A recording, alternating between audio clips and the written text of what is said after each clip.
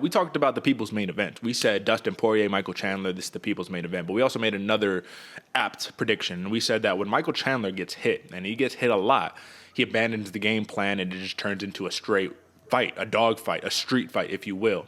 Now, that did happen, and we thought that the wrestling would go out the window. First off, he shot way sooner than I expected, man. Did you expect him to shoot early in that first round?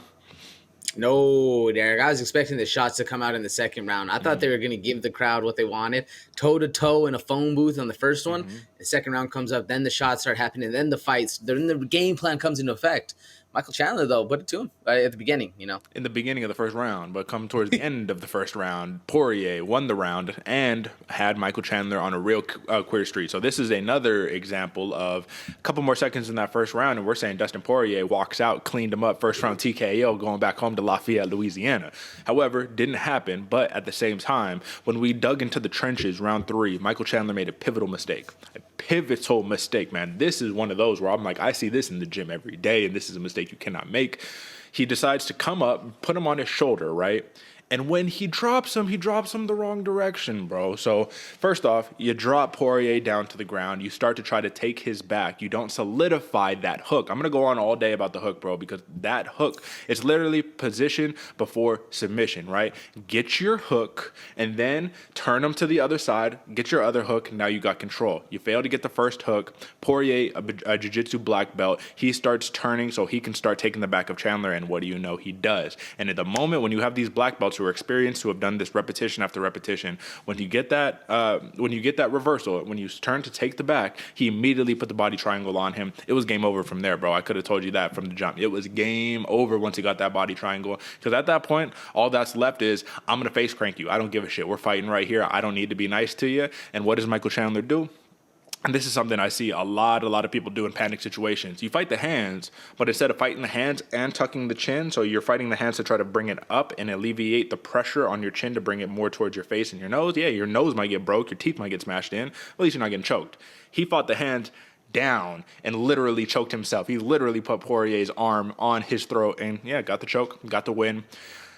Beautiful finish for Poirier. Didn't see it happening, man, but that was the pivotal mistake. Now, do you have any comment on that mistake? Do you think that the fight would have had to come? Do you think Michael Chandler really could have pulled this out had he been able to take the back of Dustin Poirier and just kind of close out the round?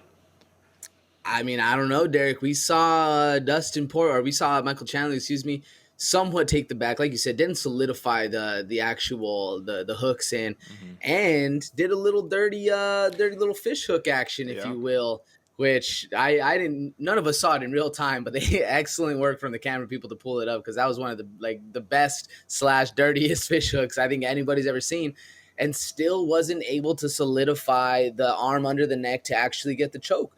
I think it shows how good Dustin Poirier's jiu-jitsu and grappling really is, because if you have to cheat to get somebody's neck up and you still can't get the arm in, and Dustin Poirier is still able to fight the hands and get things moving and shuck you off, pretty impressive from Poirier, man. I mean, the plus 900 submission, I guess it's not that bad, because when I was thinking about this, I was like, Dustin Poirier submitting Michael Chandler, I'm expecting like a 4-digit submission prop right there. Pretty damn close to the 900, but I mean, I guess it's not that close from the odds makers. Somebody was expecting it to happen. Derek, how shocked were you, one, that he didn't get submitted by the fish hook, or did the fish hook didn't help?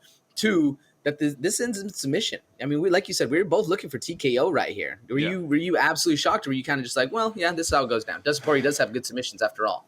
I was shocked to a degree. I wasn't, because my thought process was, if Chandler shoots, watch out for that ghillie. Dustin Poirier has a fantastic guillotine, almost caught Khabib with it. Was the submission that I thought was going to be the bread and butter right there. Catch him with the ghillie and, move on from there. However, I'm just going to say this, man. I think that fish hook right there, dirty as hell. If you're not cheating, you're not trying. We've already established this multiple times over, but that was dirty as hell. I'm surprised Dustin Poirier didn't just try to bite down on his fingers. If you're going to stick your fingers in my mouth, I'm taking your fingers home with me, right? I don't think you would have got any ill will for doing something like that, right?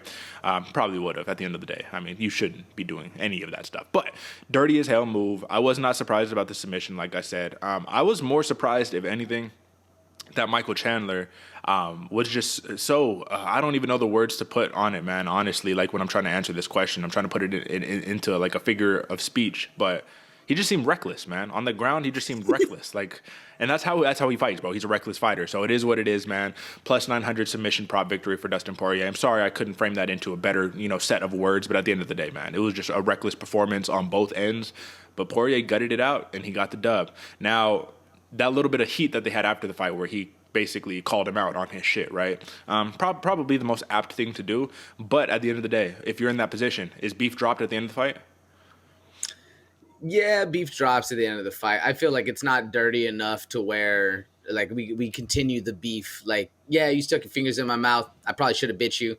Like that it is what it is, but you didn't like gouge my eyes or kick me in the nuts 4 times or something like that. Like yeah, I mean, if there was beef, I wouldn't be surprised, but I wouldn't say this is going to be something they hold on to for a while. Would you? Well, Poirier also mentioned Chandler blew his nose in his face, so that's not cool, bro. We all saw that too. Yeah. We all saw that. Which I mean, at the same point, we've seen it done before. People literally, you're gonna bloody me up, and I'm on top. I'm going to rub my bloody face in your face. And I mean, this is the first time I think we've seen somebody actually intentionally blow their nose onto somebody, because it was a big loogie, man. It was nasty. That was fucking gross, bro. But I will say this: MMA math. This is the last point on this, and then we'll move on to the next fight. MMA math. Charles Oliveira couldn't submit Michael Chandler, but Dustin Poirier did. Does that mean that Dustin Poirier is a supreme grappler as opposed to Charles Oliveira, or does MMA math just not fucking work ever? I mean, MMA math, brother. MMA math. No, I don't think it does. I think just Chandler had more to worry about with Poirier as far as the hands and the grappling, and I feel like a lot of people underestimate Poirier's grappling.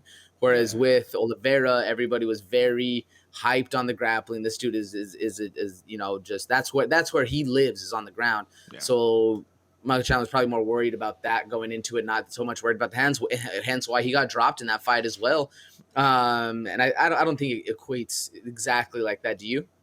No. As a resident jiu-jitsu guy, would you say? No. MMA math is fucking stupid, man. It doesn't work. It doesn't exist. It's just funny because I can hear some people being like, well, Poirier is clearly the better grappler than Oliveira, right? And it's like, no, that's not quite how it works. However, big win by Dustin Poirier. I did mention in the pre-show, I feel like this fight, even though it was fantastic performance of the night, or I think this was fight of the night actually, took away from a couple other really fantastic fights, man. But meaningless, right? Where do you go? You guys already fought Islam both, right? Volkanovski's up next. I don't know. All right.